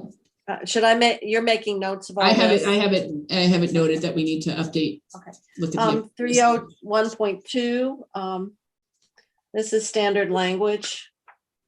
Yeah, this is the Senator transfer. Kitchell, Yes, Senator Kitchell, since we are streaming, do you mind just taking a minute or two to explain to people who are watching when we say global commitment and when we talk about this waiver, if you could just give us a 2-minute just so people can know what we're talking about here. okay. Well, since the you. mid-90s, Vermont has operated its Medicaid program under a federal waiver. And the reason for doing it is it gives you much more flexibility to provide services and coverage to Vermonters that you would not ordinarily be able to do under the regular Medicaid rules. So right now, as a result of our global commitment waiver, which is the term for the current waiver, we have a great deal of flexibility, and getting this renegotiated has huge fiscal impacts because we are allowed to use Medicaid dollars for expenditures that otherwise would not be permissible. And we call those investments. And we have $120 million of services that are funded using the waiver on investments that if we didn't have the waiver would have to be covered by general fund or eliminated. So the capacity of the waiver and the flexibility and the money that comes with it has allowed Vermont to do a lot of its healthcare reform. And it's allowed us to expand coverage in ways that other states would, or under the regular rules, you could not do. And it's obviously had tremendous fiscal benefit as well as public health benefit. So we want to continue to operate our Medicaid program, which includes some of the service. It includes pharmaceutical for seniors. It includes a variety of coverage options that other states don't take in terms of eligibility groups. And this waiver amendment or reauthorization will allow Vermont to continue to operate its Medicaid program under this waiver authority which has resulted in a very significant flow of federal funds to this state. Thank you. So- I really wanted and- people to understand that because I and the think one there's thing- But it, there is, The one thing that I would say is if you're looking at the budget, it's called Global Commitment and it shows in two places. The money all goes through the Agency of Human Services and then appropriated there. And then it is appropriated a second time. So there's duplication, which we adjust for because the Medicaid dollars are used to fund our mental health system, a lot of our IDDS system, and nursing homes, our long-term choices for care, which is also we've done under waiver, and it means that we're covering. I don't remember how many Vermont lives. I think over 60,000 children in Vermont, for example, get help with their health care coverage through Dr. Dinosaur, which is a Medicaid-funded program. So that is sort of why the reauthorization and the waiver is so important to us. we do it all under a cap. Yes, it's something called a budget neutrality cap. And so, but how that works and how much capacity you have, basically the federal government says you can do this waiver. You have to demonstrate certain outcomes, but you cannot end up costing the program more than it would have normally. But that's a very elaborate projection, and we normally have had more than enough cap. Although recently, because of changes, we have not had as much wiggle room between actual and that cap. thank you, So Senator that's- Kitchell. It's a very important piece of the budget and I just did not want it to go by without flagging it for people. Thank you. It is. It also, after K through 12, it's our largest area of spending, healthcare but this is everything. When you think about the number of individuals that are covered, which is over 200,000, I think, between all the programs, it impacts so many Vermonters. But it comes with rules. So, and it is a lot of money, but there's a lot of adverse selection. So we are picking up people who have very high, very complicated, very expensive healthcare needs. So it's certainly nursing home care, but for children with very, very severe health conditions that require specialized services, sometimes out of state. This is the program that provides that assistance to those Vermonters. So with that, I'm going to suggest we move on. This is just our standard closeout language that has been in for a number of years. The 301.2, that's the transfer authority. So it allows the sort of ship to dock at the end of the year. Yeah. Because there is a lot of movement across the global commitment pieces sometimes that needs to be reconciled. And when we talk about Medicaid, you hear us reference the 52 points of light. Medicaid is such a large area of spending that actually we monitor the claims and the payout and on a weekly basis to see what the trends of spending are relative to where, based on historical experience and caseload, we would anticipate being. So we monitor the expenditure in this program very, very closely, simply because of the amount of spending that is associated with it. So with that, Medicaid 101, we'll keep going, our global commitment. Yeah, so this is, Are you on 301.3? I am, this is new language in the budget. The transfer language and the closeout language is in every year. This has to do with the ARPA bill has this 10% FMAP bump for 1 year applied to the home and community-based service base of services in Medicaid. It's what, it allowed the cost of the 2% increase that the House did in most areas to be covered by this increase of FMAP. And what the guidance is not out on this, but the thinking here is that if we have a base of something in the neighborhood of 200 million or more of home and community-based services between long-term care and IDDS, et cetera, a 10% swing in the share of state versus federal is significant dollars. It could be up to $20 million. The budget does not spend all that. And they're very clear that it is supplement, not supplant. And it's to be used to strengthen the home and community-based system. And so to the extent that we can carry forward and continue to support the 2%, or if you end up doing 3% increase with the proceeds from this 10% increase, we want to do that. And so that's what this is set up to do, is to Recognize that federal, this federal bump here for that particular component. Yeah, what we're not clear on yet is, do we have to spend it all in a year, or can we stretch the spend of the savings out over several years? Okay, so the language anticipates the guidance, but we know that this is another federal match change to our advantage. We talked about the regular match bump, and now this is one that was specific to long-term care. Yes, and it is on top of that 6.7% bump that's been in place since last year in the Families First Act. But it is limited to 1 year.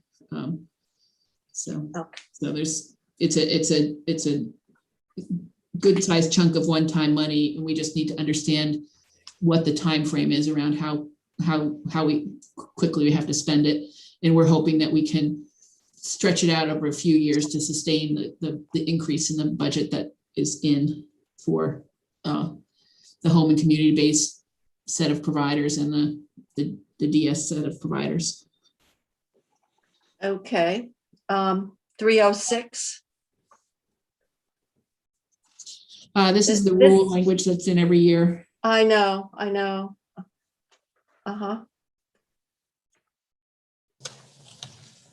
Yes, and it allows a certain nimbleness and rulemaking that might be necessary because of federal changes. So it's been here for a number of years, just to kind of recognize that traditional rulemaking, there are times that just doesn't work relative to if the Fed's federal changes. Yeah.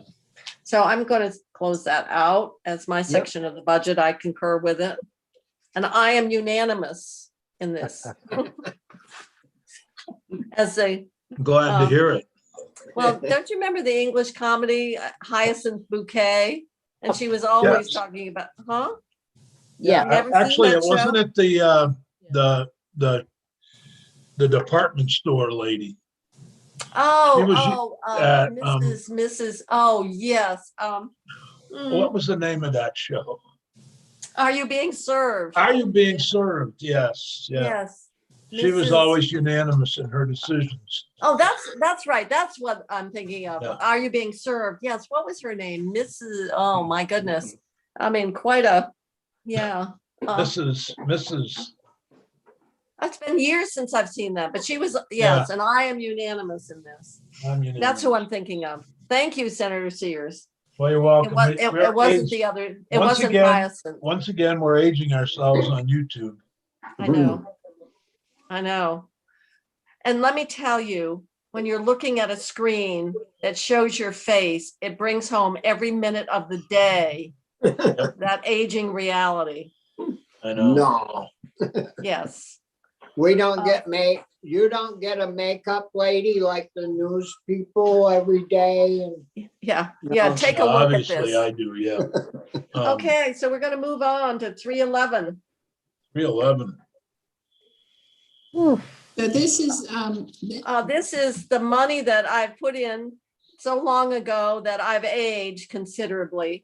And what has been agreed upon is a more collaborative way of getting the money out in a way that makes sense. I have been I have reviewed it. I have, because Senator Lyons and I had worked on this in the past, and we basically said it was getting too complicated to, in the way it was originally set up. And what this does is a more straightforward allocation to move the money out so that we are supporting the mental health workforce and using this money for the purposes that it was intended. It has been reviewed by folks at the Department of Health and the Department of Mental Health. And at this point, Senator Lyons and I are saying, let it go if they're in agreement, and we can move the money out and we can start making these investments in our mental health workforce. It is about time.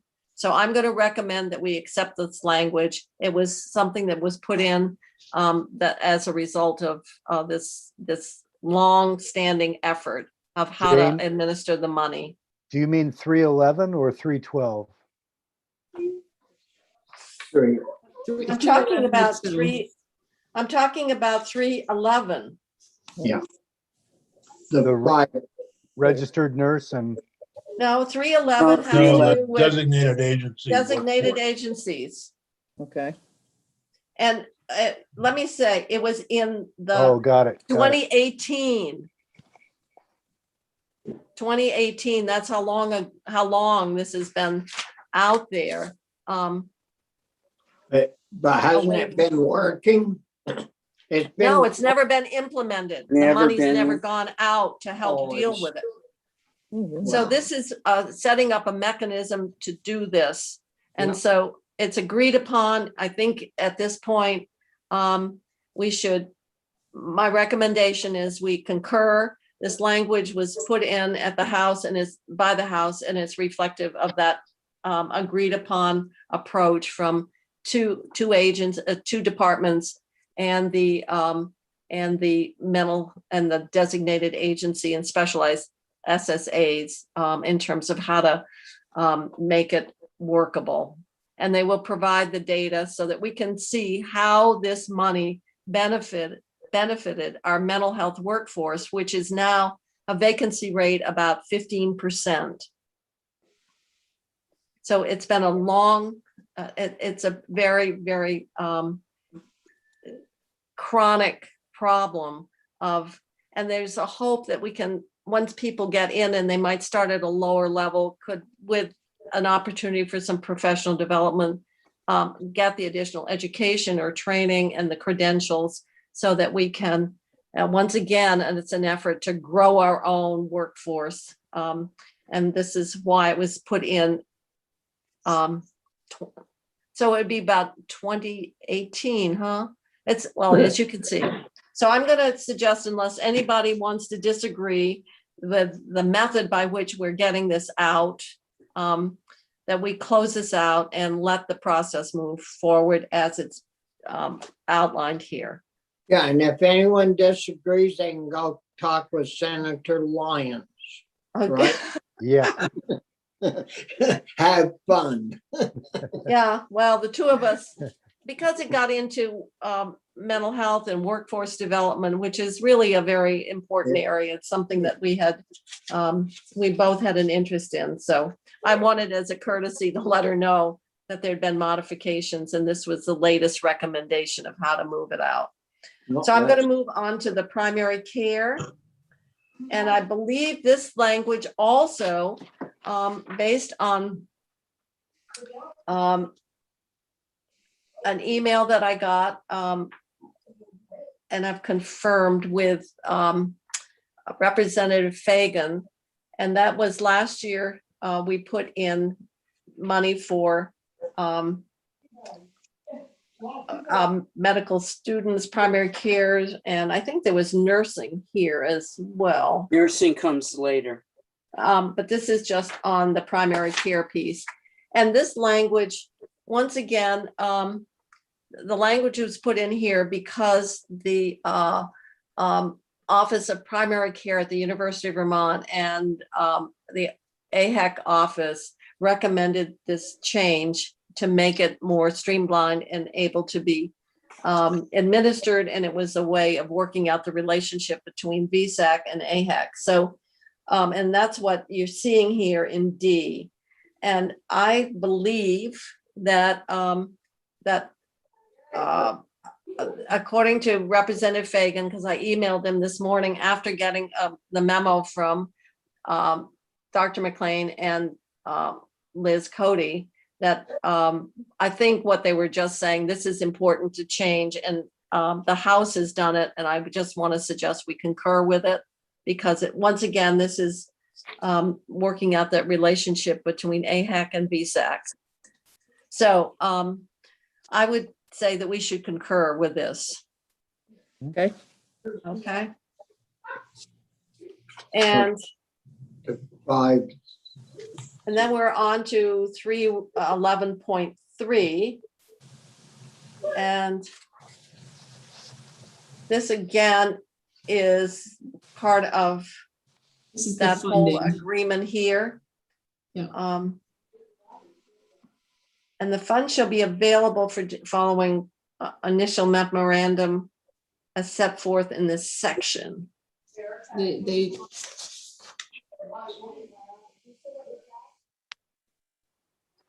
Why do we have to approve a memorandum of understanding?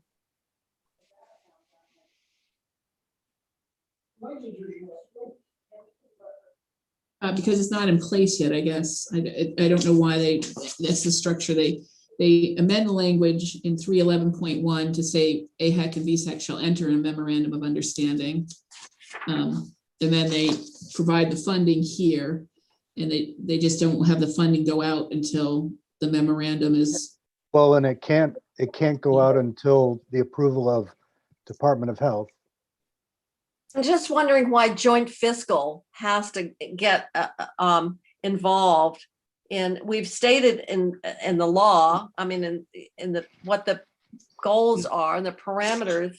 Why once they've worked out the mechanics of the relationship between AHEC and VSAC, what value does bringing an MOU to the Joint Fiscal Committee bring? I don't have an answer. And I'm not anxious to give any more reason for joint fiscal. I mean, there are times when it's very legitimate, but I'm not sure that reviewing a memorandum of understanding, and maybe we need to clarify that, but that's the only thing I would have is, gee, it seems to me we're giving them an authorization to do it, move forward. It's, within the parameters of the bill that we passed, and that they can work it out as approved by the Department of Health. And VSAC and AHEC have been conducting a nursing program now for quite a number of years. So this is a build on that. Well, I would think so. So So you just want the fund shall be available for distribution upon completion an approved memorandum of understanding. Yeah. And if anybody listening, and I think probably somebody is, if there's some particular reason why joint fiscal needs to be involved. Well, you could always fix it in conference anyways, Yeah, we could. if we mess it up. I'm going to just recommend that we not have joint that fiscal. additional step of review of an MOU by joint fiscal, that we will let our administrative side, namely the Department of Health, that routinely has been involved for years on loan repayment Do it. money, carry this out, and that we just have that the money's released upon an approved, an MOU that has been reviewed and approved by the Department of Health. Okay. Take it out. Okay. The old nursing program never came back to joint fiscal. No. All right, so I'm going to move on. Public health, and this is the AIDS HIV funding. Yep. And this is, I think, is there standard language so that we always did around the distribution of the right shall be distributed in accordance? Okay. Yeah, that, So I think this is all right. If we hadn't, I'm sure we would have heard from Virginia. oh, Well, absolutely. And we did hear that they swapped the money out for the ARPA funds, and there was 120,000 For in three, that. 3 or 4 sites, 3 sites at 40 each. Yep, 40 3 each. sites at 40 each. Man, So I've been are here you all set forever. with this, Rich? I think I'm all set with this, and I think- if I'm wrong, I'm sure somebody will yell at me, but I think this is all set. And I think Okay. subsection 6 is the language that the House added sort of in response to that swapping out. Yep, In addition to backfilling them with the ARPA dollars, they don't allow the department to reduce any of the grants unless they're approved by joint fiscal. I think that's the newest. Everything else is the same distribution. Let me ask how that works. Joint fiscal cannot appropriate any money. So we're basically saying they can't reduce a grant without receiving approval. If joint fiscal says, no, you can't reduce the grants, but we can't appropriate, I guess basically are we, I'm just thinking about the role of joint I fiscal. think it was in response to what happened this year because the swapping out was them choosing to apply the dollars in a different way than was originally anticipated by the aid service organizations. So I think, in addition to backfilling the money with ARPA, they added this provision. Okay, just as to give them assurances that there won't be any. It All right. won't happen again. All right. Well, I guess if that addresses that anxiety, I'm just thinking, I don't know if they came in and joint fiscal said, no, we don't want you to reduce any grants. I guess inherent in that is we're saying we're obligating ourselves to a budget adjustment. Yep. Okay. I wasn't questioning the reason behind it. I was just thinking the mechanics of the role of the Yeah. joint fiscal relative to this assignment. Senator Sears, you No, agree? I'm looking at, I agree with you on the AIDS thing and leave it alone. Yeah. leave Okay. it. I think it's fine. All right. I'd Foster- rather argue over 317. So the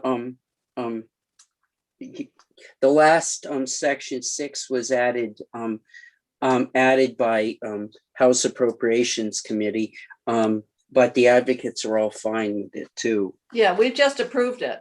Yep. All right. So now we're on 317, foster care. Yeah, I don't like that. What's it going to tell us that? Exactly.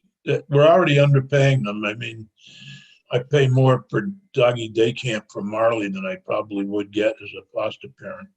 Yeah, but Marley would be pretty sad with the funds that we pay foster care parents. Well, Marley, no. Marley isn't a financial genius, but So Senator Sears, I we're don't know what asking. you accomplished by finding out what other states pay foster parents. We have a rate system that tries to pay foster parents based upon the some foster parents get more than others. And those foster parents who deal with more difficult children sometimes get more than others, but I don't know what you find out by this. I don't know where that came from.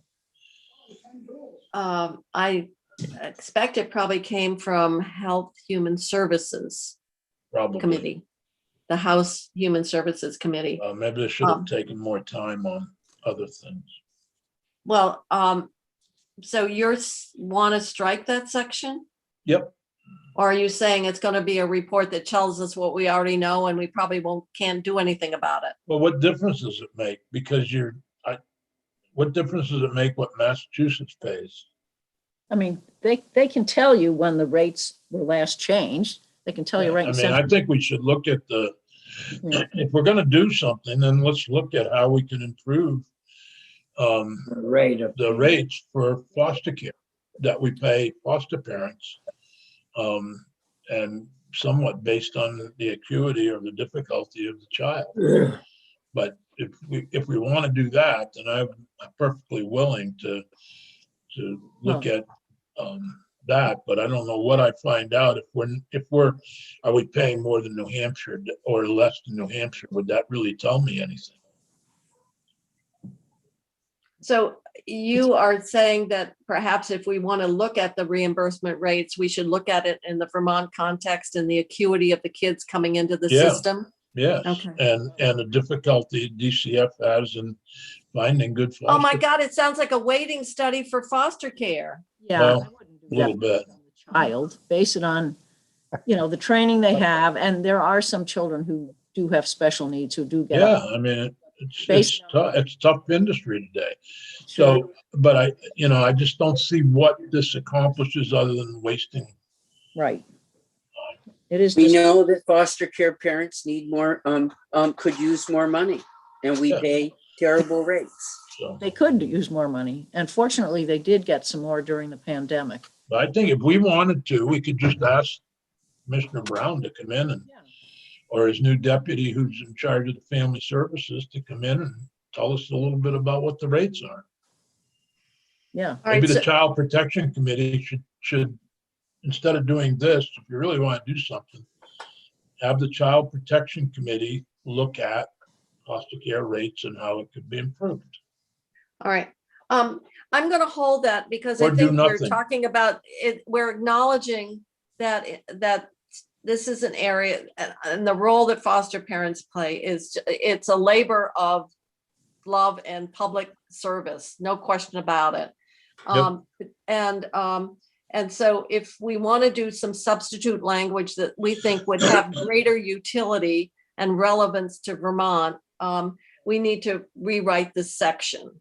Right. And I think that's kind of what I'm hearing would be something that would be a greater benefit, and that we would charge our Child Protection Oversight Committee for a review of the report. The report would be submitted to Child Protection. So I'm just wondering, is there someone, so what would we want in the elements of this study? We would want to look at the training, right? You said?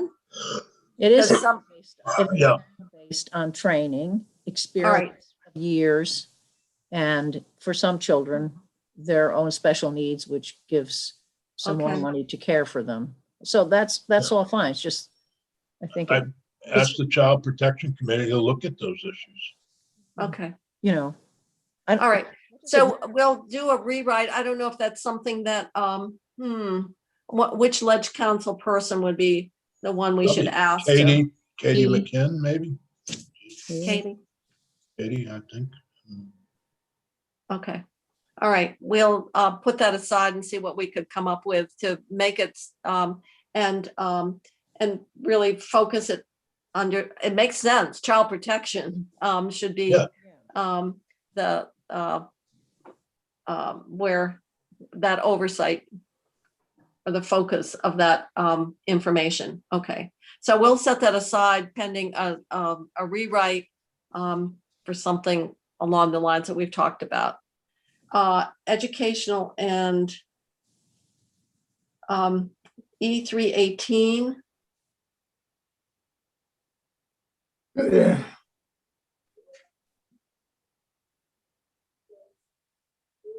Is that something you're, Rich? Is he playing a left. He Diane quit. Snelling He on quit. us? He quit.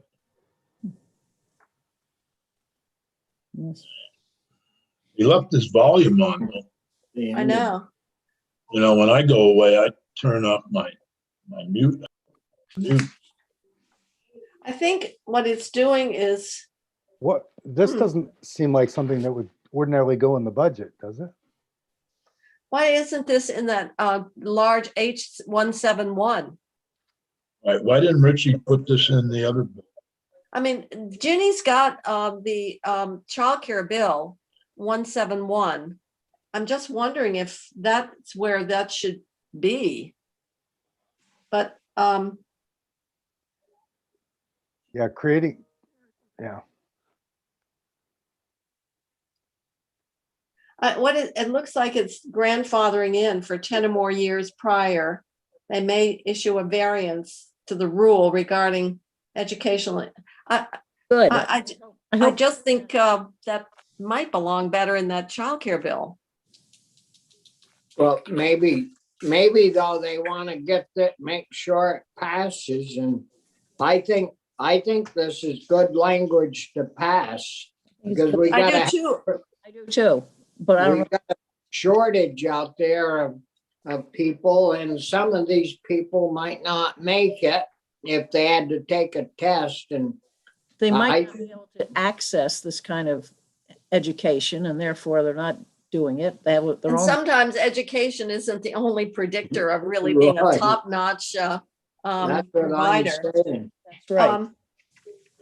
Okay, so Rich, I So- would say So leave why it don't in. you let me ask about this? I think when we changed the rules and we changed the licensing requirements, which was a year or two ago, we had a number of providers that had been in the business for a long time. mhm. And what we did is we created, and for some, it would have, what we made for a change would have taken them and put them out of the business. And I think this pertains to that. But let me check with the childcare division, and I'll get back to you on this. Okay, But I well- think this is okay. I think Well, it's it's a replacement. I think That's- it's probably fine, but Just so you know, it's a replacement for the language that was previously in for the stabilization grants. Right. No, But when we changed the grants a year or two ago, and it affected some a certain number of people that had been in the business for a long time. all right, well, why don't we understand? It sounds like we, on the surface, we feel that it's something that makes sense to do, but we need to understand it better. Senator Westman and I were right there on those grants and it was a variation of a disproportionate share concept. So Which they're gone. I know. But let's hold that until we get a better understanding. And I don't know if our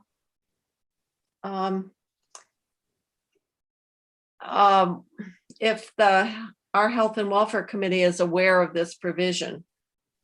So If you're- I just would, as a courtesy,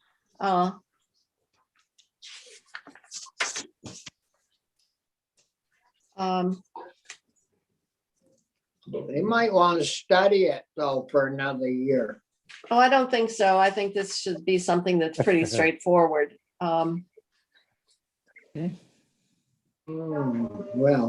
Well, we certainly want to keep. I would just move it on through, let Richie get an explanation, and All right, Right.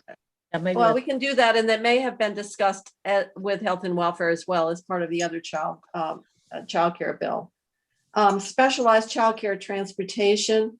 I think that was because the governor's budget was proposing a change in transportation, and this Yes, is Well, here, but I haven't read through all this.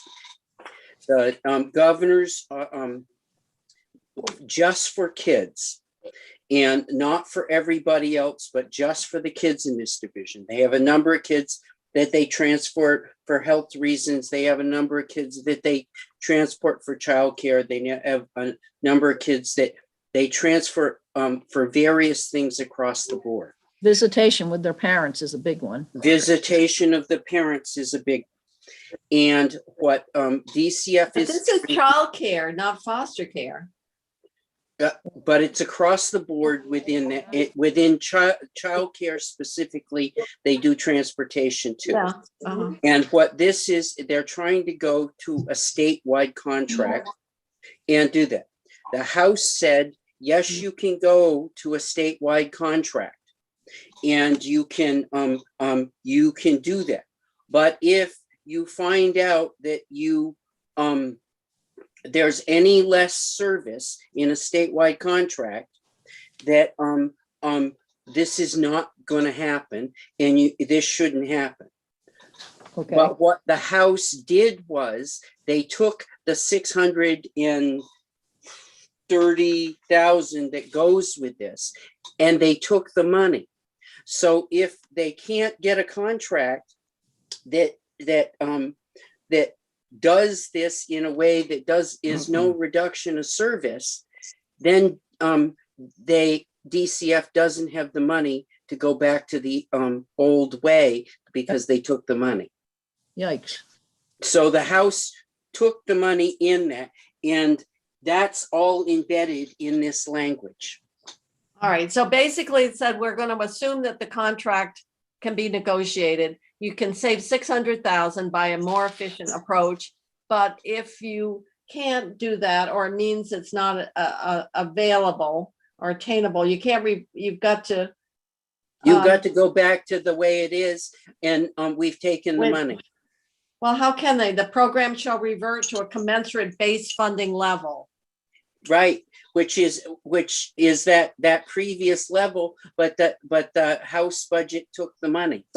So basically, they've got language here that doesn't align with their decision around the money. That's correct. And when I met with Sean, and I met with the Child Care Division people, and I met with Sarah Truckle, they're like they're all upset over this because yes, they got permission to move ahead and go to a statewide transportation contract for these kids, and these kids have multiple reasons that they need transportation, and right now it's all over the map. But what they did is just what we just said.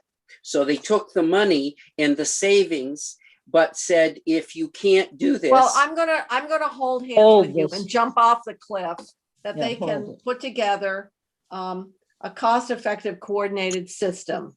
And if they can't, then we're going to be like Senator Sears and I in the past, and we'll come back and have to deal with the fact that what they planned to do was not achievable. But I think what the House is basically saying, we don't want to do this if in fact it means that our children are not served at an acceptable level. I would rather we hold this. Yeah. Let me ask DCF if they have a corrective language, and then we can compare the two. All right. My only point is, if they took 600 base money, it has been used in the budget elsewhere. They did. If they did, then if you want to put the 600 here, we've got to find the 600 somewhere else. So when did DCF say that the contract was going to result in lower service? Now, what DCF said was that if they went into the statewide contract, it would produce the 600,000 in savings. They didn't say in the original thing anything about the level of service going down. But what you've got is a bunch that a lot of these kids get their transportation from different sources. Right. And this is just trying to bring it all together. I don't know what else to do here. What they did was say, if we go to this contract, we can save 600. The House said, all right, we'll assume you can. We'll take the 600. which was built into the governor's proposed budget of savings that got built into the budget somewhere else. And they Yep, basically said, but we do not want the statewide contract to be at the detriment of our children. yep. But Okay. it says here, the But program can- shall revert to a commensurate base funding level and program parameters that were in place during fiscal year 21. Well, it's So, an unfunded Well, mandate. yes, Who is being transported? um, It's Child- specialized childcare transportation. well, But if- it- But and If they're saving on the other 600,000 hand, we have a group of people, kids, being transported by deputy sheriffs, and there's a huge problem there. And that's why kids are left in police stations, motels to be supervised by caseworkers because they can't get deputy sheriffs to transport them. This is all part of the whole mess of the state paid deputies. So if we're talking about that group, I don't think we are. It says Because specialized they're trying to- childcare. yeah, but the DCF is trying to do a contract with the sheriff of Wyndham County for specialized. I, But if they're saving $600,000 by just switching systems, how much are we paying for the entire system to be able to just switch systems and save $600,000? It must be millions. it goes way beyond specialized childcare. It goes throughout DCF for the services that they are offering kids that DCF touches in authority. It very well might include the deputies that Senator Sears is I think it speaking. does. I mean, And that's I think it a big does. problem. And they're Well, trying to put it all If under one. we need to get contract. clarification, because the way it's written, it says child care. It Right. doesn't talk about Yeah. foster care. It doesn't talk about juveniles that are being transported. It is talking about specialized childcare transportation. I So if- will, We have to understand it better. And I Okay. guess what we're doing here is basically, if what the House is doing here is saying, all right, we'll assume the savings are real, but we don't want to jeopardize the quality of care.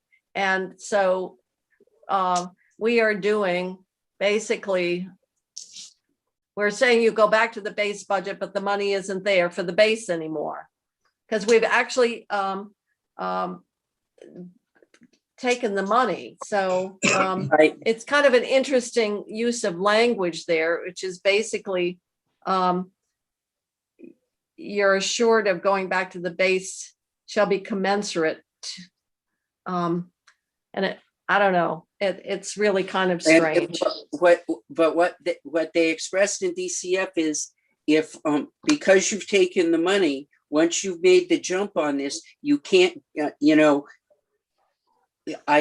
we have no What will money to happen? go back. Rachel, DCF will then say, look, you required us to maintain the level of service. We weren't able to achieve the savings, and it'll come in a budget adjustment. There's no way that we're gonna allow kids not to be transported.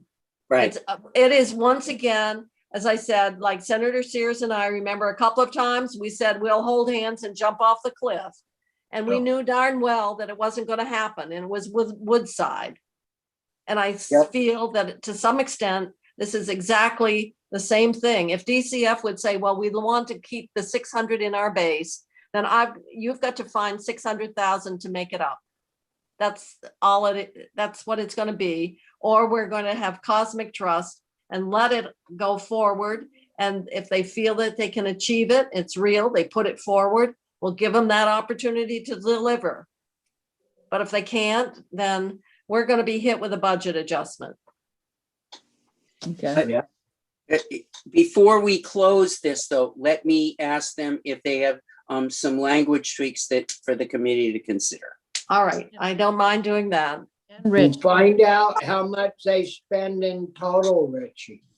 and Richie, could you just find out specifically who are these children and they're going from where to where? I will get you the listing of what it is, but it's the services all across DCF. Yep. Well, then we need to change the title Yeah, and That- probably even the section. Yes, yep. Okay. Because it's all in that childcare realm. Because the next one is childcare provider stabilization grants. And Senator Sears, you said you had to be gone for 15 minutes ago? No, I have to leave at 4. Okay. Oh, 4. Okay. It's 3:49. Okay. I got you for 11 more minutes. You got me 11, well, maybe even 12. Oh, 12. Okay. It's interesting. Childcare provider stabilization grants. And this is, once again, infant and toddler capacity. yep. Is this something new or is this something that you and I have worked on this before? Yeah, I Is don't this think something? this is new. I It's don't not think- new. I thought they had taken it out. They must have put it back in on the floor. It says they're expanding, so. I wonder, did they use all the money that we gave, I think, last year to expand? Last year's an anomaly. Yeah, The and pandemic. it was to keep the centers open. I don't mean in the pandemic, I mean the year before. I believe they do. I think all the grants, these stabilization grants are always fully subscribed, fully sent out. Good. And we did it because of the severe shortage of infant and toddler providers. I agree. Okay, so we'll close out the grants Yep, that's okay. and emergency housing.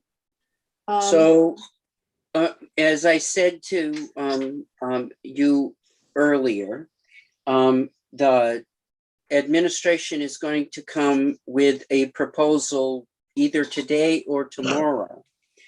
The problem here is that there isn't, even with the money to continue what we're doing with emergency housing for homeless, they don't have the rooms and they don't have the space. So what I asked them for is an interim plan, and they're working on an interim plan, and that will directly affect this. And I really would strongly urge the committee to wait until they come with that plan so we can get the whole picture to talk about this. All right, well, I'm wondering the extent to which their plan will be influenced by the fact that the 200 million of rental assistance that we received back in December under CRISA can be used for temporary housing. But we've got both, so we've got more funding to help us as we build more capacity.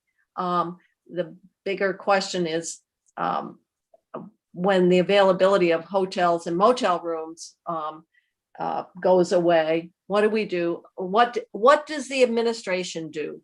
The legislature can appropriate the money, but we're not going to be, that's what emergency management's designed to do. And we're going to have to rely on the administration to come up with a plan. Our responsibility is making sure that if the plan makes sense, that we appropriate the money. And I think the approval of joint fiscal of the first 110 million with a potential of more, and there's more money coming out in a second slug, which was 115, Stephanie? 152. 152. The money isn't going to be so much the issue over the, it's not as though if CRF had gone away, we've got additional federal money to help us put together a multi-year transition plan and build capacity. So this work group is, even though the language is in a budget that hasn't passed, they actually are working right now on a policy and a proposal.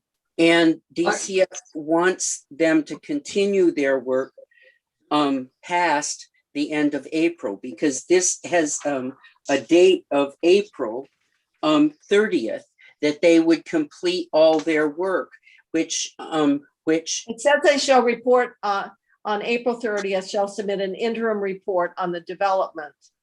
right, and what they would like them to be able to do is continue to work through the year, because ultimately what this gets at is we're going to have to struggle. They had that whole plan that they wanted to get rid of GA and put all of Well, that's off the table. and they understand that's off the table, and they agree with that being off the table.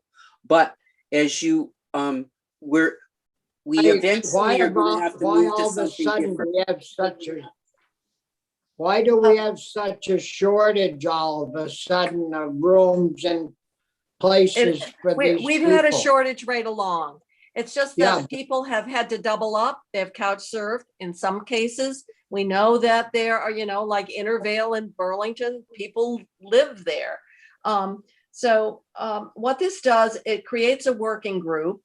I don't see it's said by the end to, it doesn't sunset the working group. We may want to redefine it, because I've had a request that someone from public health be on, and I know that the secretary of the agency actually is heading this group up. Yes, he is. And it's saying they have a plan by the end of fiscal year 2022. So the April 30th was just for the interim report, and which will help us. And so the big question is, do we need to, how this will fit relative to some of the housing money, and whether we want to redefine anything related to the working group composition and its charge. So that's what I guess you're waiting for, Rich. Yep, I am. Okay. And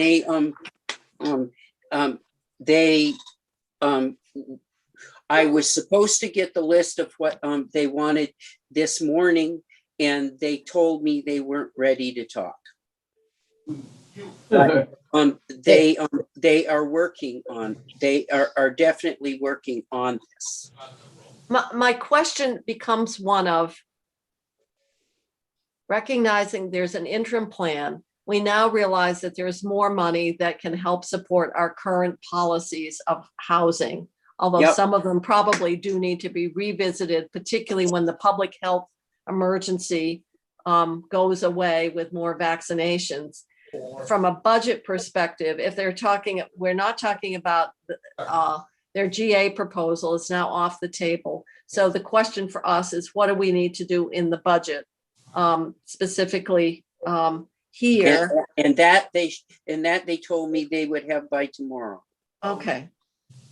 Because a lot of the money we have already moved forward and released through the joint fiscal process. Yep. Okay. All right. So Senator Sears is now 3:57. Stephanie, I hate to admit it, but my supply of printer paper ran out, and I only could print off to 150, and we're past 150. So what do I do? Got to get you some more paper. So I think that brings us all the way to the end of the housing at E 321.3, because you'll visit that. Can I just say one thing positive about housing? Neighborhood Works, out of 100 clients in motels, they have gotten now permanent housing for 63 of them. How about that? Which is great. That's great. That is good, because we've heard that people have like Section 8 vouchers, but there isn't housing available for them to use it. That's true, but they've been able to get Uh-huh. 63 people who were, And this is Neighborhood Works? what's that? Neighborhood Works Yep, out of Rutland? yep, but they're working, I think they're working in Burlington now too. They are working in Burlington. Yeah. Okay. Thank you all very much. All right, Dick. So I guess I have to pull up, Whew.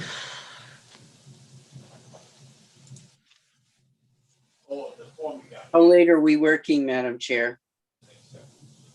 Well, that's my question. So many Oh. things going on tonight. Yeah, there is caucus tonight. There's also there are two other things that I'm. Oh, yeah, there are a number of things. That's true. Debbie Ingram's thing is at 7, but there's another thing that I'm supposed to go to at 5. I know tonight is loaded and I can't go to them all. I mean, because of conflicts. The too. one thing that I would say, and I know that Senator Balance on the phone, we've had conversations about when we get this bill out. And what we've worked on is that our deadline is next Friday, which gives us a couple more days than Tuesday or Wednesday, which was what we talked about.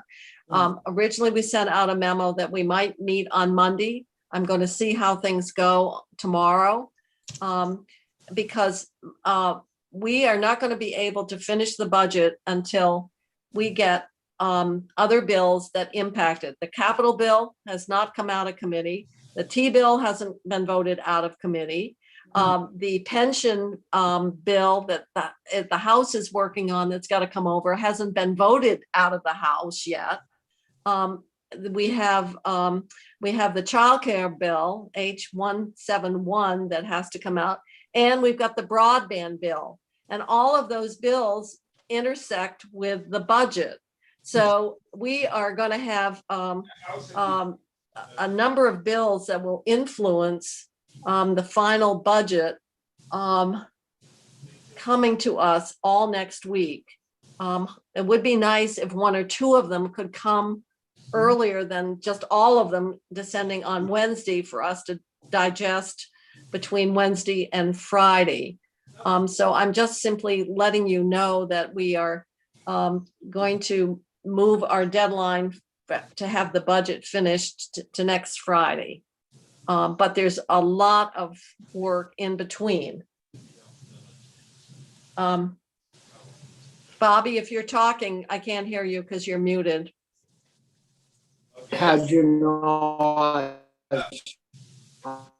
Well, now you're frozen. I was talking to me.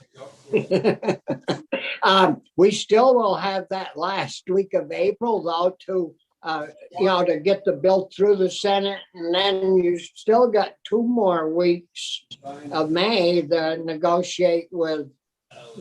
I think we'll be fine. Well, I think so too. I'm just saying that we have to move, and if we don't, then we're going to be working the following Monday, which is the same as Friday. But I'm hoping that we can get through this in the sections. And the other part is the extent to which, as you know, the governor has given us his ARPA proposal and written a whole separate budget of how that reflects that proposal, which, as you know, doesn't exactly align with what we got from the House, and it doesn't align with some of the things that we're talking about. And so we are going to have quite a bit of trying to integrate all these, plus the bills that are floating out there that are converging on us. It means next week is going to be a very hectic week. Yeah. See, So I if didn't you've think- got sections of the bill that we have any questions on or whatever, I would ask you to please do your follow-up so that we can go back to them if we've kept them open, so that we've got, we can move on them more quickly. And so that's all I'm trying to let you know, that next week is going to be a little bit crazy. So we might work this coming Monday. Yeah, I think tomorrow we'll see how we're moving forward. And so with that, I'm going to suggest, are we at a good place to break? We are. Stephanie? We're at, Okay, yes, we are. okay. Since I can't go, because I ran out of paper, I'm not sure if it's a good place to break or not, but I'm going to suggest then we adjourn the committee for today.